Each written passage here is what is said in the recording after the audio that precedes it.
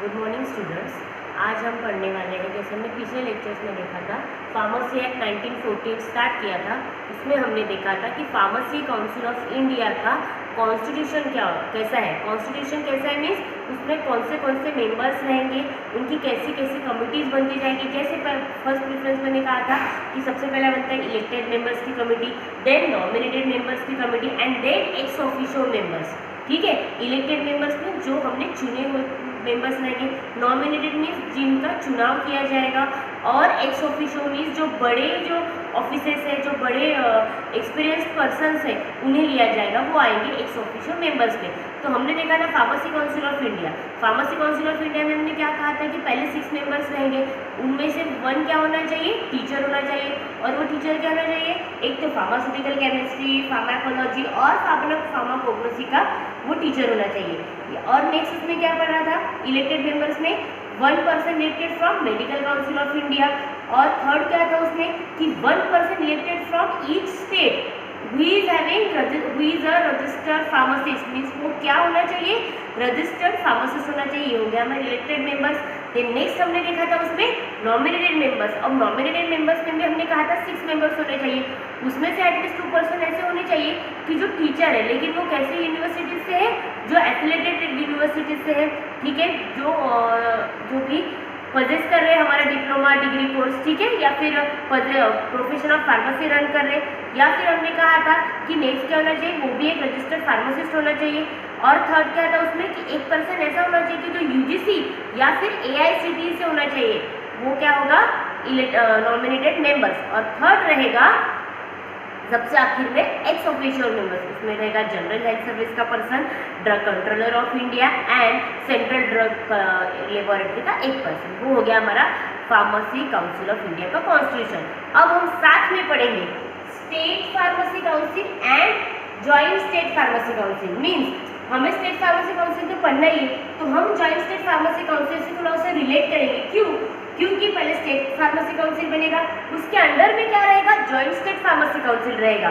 तो ये joint state pharmacy council और स्टेट फार्मेसी काउंसिल थोड़ा एक जैसा है, तो हमें अगर हम इसे ऐसे डिवीजन में पढ़ेंगे तो हमें इजी रहेगा लिखने के लिए भी और याद रखने के लिए भी। ठीक है, तो सबसे पहले इसमें भी रहेगा इलेक्टेड मेंबर्स। तो इलेक्टेड मेंबर्स में क्या रहेगा, सबसे पहला point 6 members elected among themselves by registered pharmacist.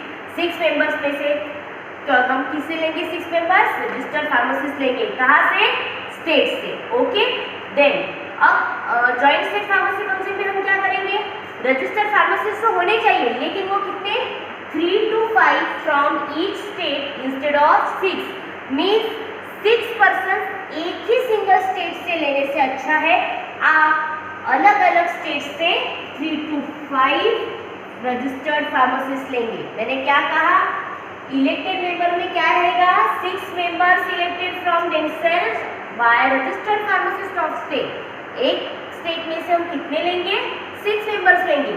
लेकिन अगर हम जॉइंट स्टेट फार्मेसी काउंसिल का देखेंगे तो रजिस्टर्ड फार्मासिस्ट जो लेंगे वो कैसे रहेंगे, 3 to 5 from each state instead of 6 in single state. Means हर एक स्टेट से हम एक लेंगे इंस्टेड ऑफ सिंगल स्टेट। एक स्टेट में से पूरा लेने से अच्छा। Okay, then next 1 member elected by the member of medical council of India. 1 member कहाँ से रहेगा, medical council of India, medical council of state से रहेगा। ठीक है, मीन्स एमसीआई। ठीक है, यहाँ पर भी सेम रहेगा, मेडिकल काउंसिल ऑफ इंडिया से 1 फ्रॉम ईच स्टेट रहेगा। ठीक है, देन नेक्स्ट है नॉमिनेटेड मेंबर्स। नॉमिनेटेड मेंबर्स में क्या आएगा, 5 members nominated by state government. 5 members को कौन नॉमिनेट करेगा, स्टेट गवर्नमेंट करेगी। ठीक है, लेकिन वो जो भी पर्सन्स रहेंगे, मैंने यहाँ पर पूरा नहीं लिखा है क्योंकि वो समझने के लिए आपको ये डिफिकल्ट जाता है, इसलिए मैंने यहाँ पे सिर्फ आपको कितने पर्सन लेने वो लिखा है। लेकिन जो भी नॉमिनेटेड रहेंगे गवर्नमेंट से, वो पर्सन कैसे रहेंगे, एक तो वो क्या करेंगे, उनकी प्रिस्क्राइब क्वालिफिकेशन क्या है वो देखनी पड़ेगी, वो डिप्लोमा है या फिर डिग्री है या फिर उनका खुद का प्रोफेशन ऑफ फार्मेसी है, मीन्स वो या फिर रजिस्टर्ड फार्मासिस्ट है।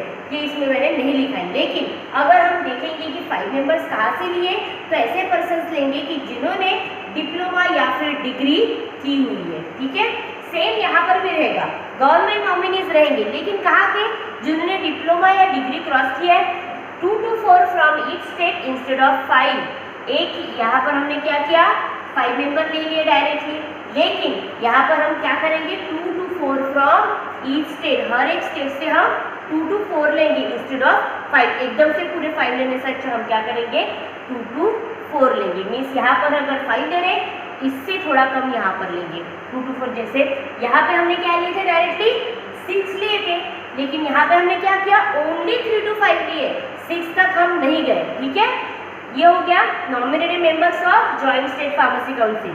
ठीक है, देन नेक्स्ट हम मूव करते हैं x officio members of state pharmacy council and joint state pharmacy council का एक्स ऑफिशियो मेंबर्स। ये भी सेम है, लिंक अप है, पूरा का पूरा सेम है, आपको कुछ भी नहीं करना है। अगर आपको ये 2 पॉइंट अच्छे से अगर लर्न हो गए तो आप इसे आराम से लिख सकते हो, क्योंकि ये जो भी इस साइड का सेम है वही साइड का वो भी है। ठीक है, तो पहला देख लेते हैं, chief administrative medical officer of the state क्या रहेगा, एक chief administrative medical officer of the state रहेगा। ठीक है, देन यहाँ पर भी सेम रहेगा, chief administrative of medical of each state रहेगा, एक एक स्टेट में से एक रहेगा। Then officer in charge of drug control organisation of the state appointed under drug and cosmetic act. Means हम जब पीजी में आगे पढ़ने वाले ड्रग एंड कॉस्मेटिक एक्ट, वो हमारे सिलेबस का सबसे बड़ा चैप्टर है, बहुत बड़ा चैप्टर है। उसे कवर करने के लिए हमें 1 to 1.5 मंथ लग सकता है। क्यों? क्योंकि इसमें पूरे ड्रग्स कैसे लिए गए, कॉस्मेटिक्स का कैसे सेल होता है, इंपोर्ट होता है, मैन्युफैक्चरिंग होता है, ये सब हम किस में पढ़ेंगे, ड्रग एंड कॉस्मेटिक एक्ट में। तो यहाँ पर क्या बताया गया है कि officer in charge of drug control organisation of the state appointed under drug and cosmetic act. जब ड्रग एंड कॉस्मेटिक एक्ट बना, उसके अंडर में हमने क्या लिया, officer in charge of drug control organisation. जो भी ड्रग कंट्रोल ऑर्गेनाइजेशन रहेगी उसका एक ऑफिसर इंचार्ज हम लेंगे। ठीक है, then next officer in charge of drug control organisation of each state participating under DMC act. Means यहाँ पर भी सेम रहेगा, सेम ये है वही सेम वैसा ही आपने वो भी लिखना है। सिर्फ यहाँ पर क्या आता है, पार्टिसिपेटिंग, मीन्स जो भी पर्सन ने यहाँ पर पार्टिसिपेट किया था वो वहाँ पे एलिजिबल रहेगा। लेकिन अगर आपने वो नहीं भी लिखा तो भी चलेगा, आपने अगर ये सेम लिखा तो भी मार्क्स मिलते हैं। ठीक है, देन नेक्स्ट रहेगा government analyst appointed under DMC act 1940। Government analyst रहेगा एक पर्सन। अब गवर्नमेंट एनालिस्ट मतलब क्या होगा कि जैसे हम देखते हैं कि डीआई आता है, हमारी जो रिटेल फार्मेसी रहती है वहाँ पर एक डीआई आता है, वो क्या करता है कि वहाँ से सैंपल्स लेता है और सेंट्रल ड्रग लेबोरेटरी में वो सैंपल्स को टेस्ट करने के लिए भेजता है। तो वहाँ पर जब वो भेजता है तो गवर्नमेंट एनालिस्ट की क्या ये रहती है, गवर्नमेंट एनालिस्ट की ड्यूटीज रहती है कि जो भी ड्रग आया है, जो भी सैंपल आया है, उसे अच्छी तरह टेस्ट कर वो जो भी डीआई रहेगा उसे एक अच्छी रिपोर्ट भेजे। और वो कौन करेगा, गवर्नमेंट एनालिस्ट। उसका कोई फाइनेंशियल इंटरेस्ट नहीं होना चाहिए, क्योंकि उसे इंपोर्ट, मैन्युफैक्चरिंग, सेलिंग सब कुछ देखना है। ओके, देन सेम यहाँ पर रहेगा government analyst appointed under DMC act और पार्टिसिपेटिंग दी स्टेट रहेगा, सेम रहेगा। पहला क्या रहेगा, chief administrative of medical officer of the state, वहाँ पर भी रहेगा chief administrative of medical officer of the state. Officer in charge of drug control organisation, वहाँ पर भी रहेगा officer in charge of drug control organisation under the act DMC. Okay, then next government analyst रहेगा और वहाँ पर भी क्या रहेगा, गवर्नमेंट एनालिस्ट। ये देखो, ये जो मैं पॉइंट्स, ये जो वर्ड्स में हाईलाइट करी, ये भी वर्ड्स अगर आपने जो भी क्वेश्चन आएगा उसके आंसर में अगर आपने लिख लिए तो आपको एटलीस्ट हाफ मार्क्स या उससे ज़्यादा मार्क्स तो मिल ही जाते हैं। क्योंकि अगर ये इतना सारा याद रखने से अच्छा है कि आप ये कीवर्ड्स याद रखो। कीवर्ड्स अगर याद रखोगी तो आप इसे इजीली लिख सकते हो, लेकिन अगर कीवर्ड्स याद नहीं रहेंगे तो आप इसे नहीं लिख सकते। ठीक है, ये हो गया x official members of state pharmacy council and x official members of joint state pharmacy council. एक बार रिवाइज कर लेते हैं। क्या देखा हमने, सबसे पहले स्टेट फार्मेसी काउंसिल और जॉइंट स्टेट फार्मेसी काउंसिल का इलेक्टेड मेंबर्स। इलेक्टेड मेंबर्स में क्या रहेगा, 6 मेंबर्स रहेंगे। कहाँ से, रजिस्टर्ड फार्मासिस्ट रहेंगे ऑफ दी स्टेट रहेंगे।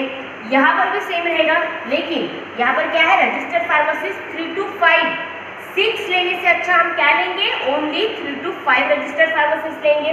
ठीक है। Then 1 member elected by member of medical council of India. Medical council of India से हम क्या लेंगे 1 मेंबर, यहाँ पर भी सेम रहेगा, मेडिकल काउंसिल से क्या लेंगे 1 फ्रॉम ईच स्टेट लेंगे, ठीक है। Then next nominated member, nominated member में हम क्या लेंगे 5 मेंबर्स लेंगे नॉमिनेटेड बाय स्टेट गवर्नमेंट। लेकिन कौन से पर्सन्स को स्टेट गवर्नमेंट नॉमिनेट करेगी, ऐसे पर्सन्स जिनके पास प्रिस्क्राइब डिप्लोमा और डिग्री है या फिर वो रजिस्टर्ड फार्मासिस्ट है या फिर उनका खुद का प्रोफेशन ऑफ फार्मेसी है, ठीक है। और नॉमिनेटेड मेंबर में इसकी क्या रहेगा जॉइंट स्टेट फार्मेसी काउंसिल की, वो भी क्या रहेगा गवर्नमेंट नॉमिनेट रहेगा, लेकिन वो कितने रहेंगे 2 to 4। एक याद रखोगे कि अगर यहाँ पर 6 है तो आपको इससे कम आपको elected member joint state pharmacy council के लेने हैं, अगर यहाँ पर 5 है तो इससे कम आपको नॉमिनेटेड मेंबर कहाँ के लेने जॉइंट स्टेट फार्मेसी काउंसिल के, जैसे 2 to 4। ये याद रखोगे तो इजीली आपके मेंबर का काउंट कभी गलत नहीं होगा, ठीक है।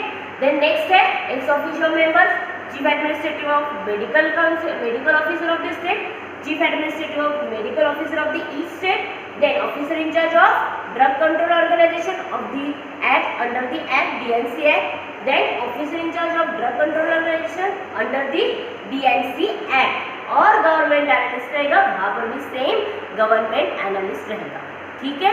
यहाँ तक समझा, ओके, थैंक यू।